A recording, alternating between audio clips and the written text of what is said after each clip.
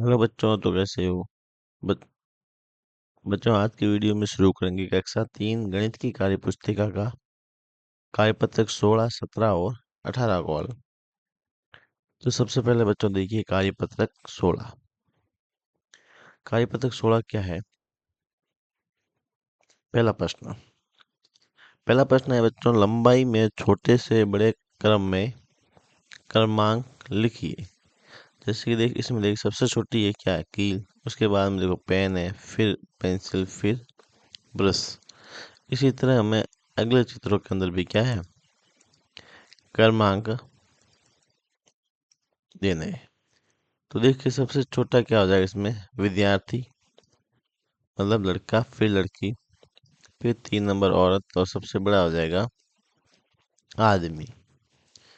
फिर देखिए दूसरा प्रश्न बच्चों, निम्नलिखित को अपने बालिश्त मतलब हाथ की अंगुली से मापिए और संख्या लिखिए। सबसे पहले अपने अपनी पुस्तक की लंबाई। बच्चों ये सवाल है अनुमानित। ये आप अपने अनुसार कर सकते हो, अपने हाथ से लंबाई माप माप कर सकते हो। ये अनुमानित माप है, एकदम एकदम करेक्ट, मतलब नापे हुए माप नहीं है। तो अपने पुस्तक की लंबाई आपने कितने बारिश हो सकती है? तो लगभग छोटे बच्चों की कितनी होती है? 2 बारिश होती है। कितनी आती है? 2 बारिश। फिर अपने कमीज या कुर्ती की लंबाई। तो छोटे बच्चे जो प्राइमरी स्कूल में पढ़ते हैं, तीसरी चौथी क्लास में, उनकी लगभग हो जाती है अपने 3 बारिश। 3 बारिश। आपके हाथ के अनुसार ये 3 से 4 भी हो सकती है, 3 से कम भी हो सकती है। किसी मेज की लंबाई। मेज मतलब टेबल की लंबाई। टेबल की लंबाई लगभग छोटे बच्चों के हाथ के अनुसार हो जाती है 6 बारिश। 6 बारिश। फिर दरवाजे की चौड़ाई। तो दरवाजे की चौड़ाई लगभग कितनी हो जाती है बच्चों? ये भी लगभग एक मेज के समान ही होती है। जितनी मेज की लंबाई होती है उसके हिसाब से हो जाएगी। ये भी हो जाएगा 6 बारिश।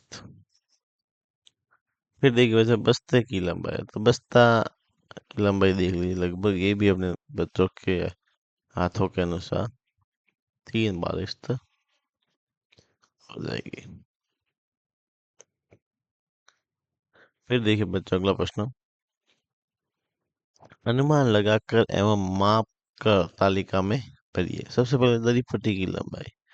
तो दरी पट्टी की लंबाई लगभग एक क्लास के अंदर आती है। कमरा लगभग 15 1 फुट का होता है। तो ये बच्चों के अनुमान के अनुसार लगभग 20 से 25 जो है बालिश के बराबर हो जाती है। और जब आप बच्चे मापते हैं तो किसी एक बच्चे ने मापा तो वास्तविक माप आ गया 22 बालिश। ये बच्चों आपके हाथों के अनुसार चेंज हो सकता है, ये एक अनुमानित माप है। विद्यालय के मुख्य दरवाजे से आपकी कक्षा की दूरी, मतलब विद्यालय का जो मेन दरवाजा है वहां से आपकी कक्षा कितनी दूर है, कितने कदम दूर है? तो एक बच्चे ने नापे तो हो जाते हैं 20। लेकिन वास्तविक अगर वो पहले वो कहता है अनुमान से 20 हो जाएंगे, लेकिन वो माप के आता है तो 18 कदम ही होते हैं। कक्षा कक्ष की लंबाई लगभग कदम बच्चों हो जाते हैं 10। और एक बच्चा मापता है तो सही 9 ही कदम हुए। तो ये अनुमानित माप है, आप अपने कक्षा के अंदर ये माप कर आप बढ़ सकते हो। फिर देखिए अगला चौथा प्रश्न, आपने कक्षा कक्ष के श्याम पट्ट की लंबाई जो है आपकी पेंसिल से मापने पर उसकी लंबाई कितने पेंसिल के बराबर होगी? अनुमान लगाइए और फिर माप के बताइए। तो अपने क्या करना है, श्याम पट्ट की लंबाई को अपने पेंसिल से नापना है। किससे? पेंसिल से नापना है। तो पेंसिल से कितने पेंसिल हो जाएगी ये आपको देखना है। तो लगभग एक बच्चे ने मापी, सर ये 15 पेंसिल, उसने अनुमान से कहा सर ये 15 पेंसिल सर हो जाएगी। लेकिन जब बच्चे मापते हैं तो बच्चों वो 13 पेंसिल के बराबर होती है। ठीक है। फिर से मैं बच्चों को कहूँगा ये अनुमानित माप है। ये किसी विद्यालय की श्यामपट्ट की लंबाई बड़ी हो सकती है, किसी बजाय विद्यालय की श्यामपट्ट की लंबाई छोटी भी हो सकती है। आप अपने विद्यालय के श्यामपट्ट को इस तरह से नाप के आप इसे बढ़ सकते हैं। ठीक बच्चों। फिर देखिए बच्चों अगला कार्यपत्रक, कार्यपत्रक 17, हल्की से भारी वस्तु का क्रम से नाम लिखिए। तो सबसे पहले देखिए 3 वस्तु दे रखी है और इसमें हल्की सी भारी। तो इसमें देखिए सबसे हल्का बेर था तो बेर लिखा, फिर आलू था आलू लिखा, फिर तरबूज सबसे भारी तो तरबूज लिखा। इसी तरह हमें भी इन 3 वस्तुओं में से सबसे हल्की को पहले लिखना है, फिर सबसे भारी को बाद में लिखना है। तो देखिए जो ये तीनों है वस्तुएं हैं वो पानी के पात्र हैं। तो सबसे पहले सबसे छोटा क्या है, गिलास। तो इस गिलास के अंदर सबसे हल्का हो जाएगा, अगर पानी भरते तो ये हो जाएगा गिलास। फिर आ जाएगा मग, और फिर सबसे भारी आ जाएगा बच्चों बाल्टी। इसी तरह इसकी 3 चीजों के अंदर देखिए सबसे पहले आ जाएगी बच्चों पिन, फिर आ जाएगी बच्चों माचिस, और सबसे भारी आ जाएगी बच्चों बच्चों ईंट। क्या आ जाएगी, ईंट। फिर देखिए अगला प्रश्न, दूसरा प्रश्न। दूसरा प्रश्न है कि अनुमान लगा के उत्तर दीजिए। ये भी बच्चों अनुमान के अनुसार है, ये भी आप अपने अनुमान से कर सकते हैं। तो बच्चों देखिए पहला प्रश्न है, कितने कद्दुओं का वजन आपके वजन के बराबर होगा। तो एक कद्दू लगभग बच्चों 2-2.5 किलो का होता है, और एक बच्चे का अगर वजन अपन मान लेते हैं कि 20 से 25 किलो है, तो लगभग 12-13 कद्दुओं के वजन के बराबर हो जाएगा। तो यहाँ लिखेंगे लगभग, ये कोई फिक्स नहीं है, लगभग लिख देंगे। कितने बच्चों, 5 6 6 कद्दू, 5 से 6 कद्दू जो 10-12-15 किलो वजन का होता है। फिर है, पत्ता गोभी से अधिक वजन वाली किन्हीं 2 सब्जियों के नाम लिखिए। तो पत्ता गोभी से अधिक वजन किसका होता है, देखिए कद्दू, एक तो कद्दू ही हो गया, और दूसरी जो पत्ता गोभी से वजन में भारी हो। तो पत्ता गोभी से भारी कौन सी सब्जी होती है, लिख सकते हैं आप लौकी।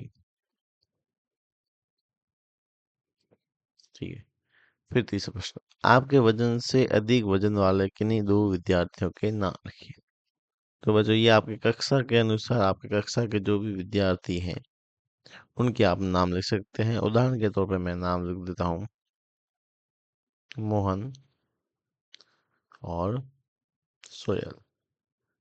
ये मैं अपने स्कूल के अनुसार या अपने बच्चों के अनुसार, आप ये उदाहरण तौर पे आप लिख सकते हो। फिर आपके परिवार में सबसे कम वजन वाले सदस्य का नाम लिखिए। जो आपके परिवार में आपके छोटे भाई बहन है उसका आप नाम लिख सकते हैं, छोटे भाई बहन होगा। जो आपसे कम वजन के हैं लिख सकते हैं छोटू। ठीक है, जो भी आपका सबसे कम वजन वाला सदस्य है, और आपकी एक बहन हो सकती है प्रिया, जिसका सबसे कम वजन हो, इस तरह से आप लिख सकते हैं। फिर आपके बस्ते का वजन आपसे आपके वजन से अधिक है या कम। तो बस्ता लगभग 2-2.5 किलो होता है, आपका वजन 10-15-20-25 तक हो सकता है।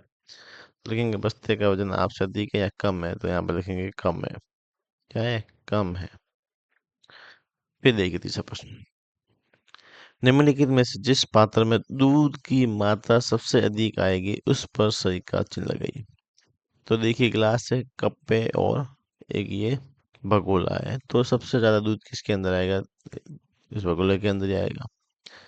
फिर देखिए बोतल है, एक मग है बड़ा सा, और एक छोटा सा कटोरा है। तो मग में सबसे ज्यादा दूध आएगा। फिर देखिए बच्चा चौथा प्रश्न है कि हल्की या भारी वस्तु को तराजू के पलड़े से मिलान कीजिए। तो देखिए बच्चों जो वजन में भारी होता है उसका पलड़ा नीचे होता है। जैसे कि कद्दू का वजन भारी है तो इसका पलड़ा नीचे हो गया, और लहसुन जो हल्का होगा इसका ऊपर होगा। इसी तरह जैसे कि बोतल हल्की है तो इसका पलड़ा ऊपर होगा, और घड़ा जो भारी है इसका पलड़ा ऊपर होगा। फिर बच्चों देखिए कार्य पत्रक 18 दिए गए नोट एवं सिक्के के चित्र से उनके मूल्य का मिलान कीजिए। तो सबसे पहले देखिए बच्चों, देख कितने रुपए का नोट है, 10 रुपए का। तो इसको 10 रुपए से मिलान करेंगे, और 10 का सिक्का, इसको मिलान करेंगे। फिर देखिए ये है बच्चों 1 रुपए का नोट। ये हो गया 1 रुपए का नोट, और 1 रुपए का सिक्का। 1 रुपए का सिक्का बच्चों, ये रहा। फिर बच्चों आ गया 5 रुपये, ये रहा 5 रुपये, और 5 रुपये का सिक्का ये रहा। फिर बच्चों ये आ गया 2 रुपये, और 2 रुपये का बच्चों सिक्का ये रहा। फिर आ गया 20 रुपये, और 20 रुपये का सिक्का सबसे ऊपर हो जाएगा। फिर देखिए दूसरा प्रश्न। दूसरा प्रश्न दूसरा प्रश्न, यदि वस्तुओं का मूल्य निम्न अनुसार है। सबसे पहले शॉर्पनर का मूल्य है 5 रुपये, पेंसिल का मूल्य है 10 रुपये, और रबर का मूल्य है 3 रुपये। ठीक है। और एक चॉकलेट, इसका मूल्य है 20 रुपये, और टॉफी का मूल्य है 2 रुपये। तो दी गई वस्तुएं खरीदने पर कितने रुपए देने होंगे, मिलान कीजिए। जैसे कि पहले दे रखा है एक शॉर्पनर और एक टॉफी। तो शॉर्पनर बच्चों 5 रुपए की थी, और टॉफी थी 20 रुपये, नहीं चॉकलेट। तो 5 और 20 हो गए 25 रुपये से मिला के। इसी तरह 3 पेंसिल है, तो एक पेंसिल का मूल्य है 10 रुपये, तो 3 का बच्चा हो जाएगा 30 रुपये। कितना हो जाएगा, 30। फिर देखो एक रबड़ है, फिर टॉफी, रबड़ टॉफी। तो रबड़ कितना आ गया, 2, और 2 ही आ गई टॉफियाँ। तो 2 रबड़ों का मूल्य कितना हो जाएगा, एक रबड़ का 3 है, तो 2 का बच्चा हो जाएगा 6। और एक टॉफी का है 2, तो 2 का हो जाएगा 4। 4 और 6 हो जाएंगे बच्चों 10 रुपये। इसको मिलान कीजिए 10 से। ठीक है। फिर देखिए, फिर देखो दो चॉकलेट है 20-20 की, तो इसका हो गया 40। और 2 पेंसिल हैं 10-10-20, तो 40 और 20 बच्चों कितने हो जाएंगे, 60। फिर 3 शॉर्पनर 5 मार्क के, तीनों को देंगे 15। फिर एक रबड़ 15, और 3 18। 18 और 2 रुपए की चॉकलेट यानी टॉफी, 18 और 2 20। फिर देखो टॉफियाँ दे रखी 1 2 3 4, तो एक है 2 की, तो 4 हो जाएगी 8 की। फिर पेंसिल दे रखी 1 2 3 4 5, एक पेंसिल 10 की, तो 5 हो जाएगी 50 की। तो ये बच्चों अपने कार्यपत्र तीनों कंप्लीट कर दिए गए हैं। बच्चों अगर वीडियो आपको अच्छा लगा है तो चैनल को सब्सक्राइब जरूर करें, ताकि आने वाले जितने भी कार्यपत्र के सॉल्यूशन है आपको मिल सके। नोटिफिकेशन ऑन करें, सब्सक्राइब बच्चों जरूर करें चैनल को। इतनी मेहनत लगती है वीडियो बनाने में, आपको सॉल्यूशन देते हैं कार्यपत्र का, इसलिए चैनल को सब्सक्राइब जरूर करें। धन्यवाद बच्चों।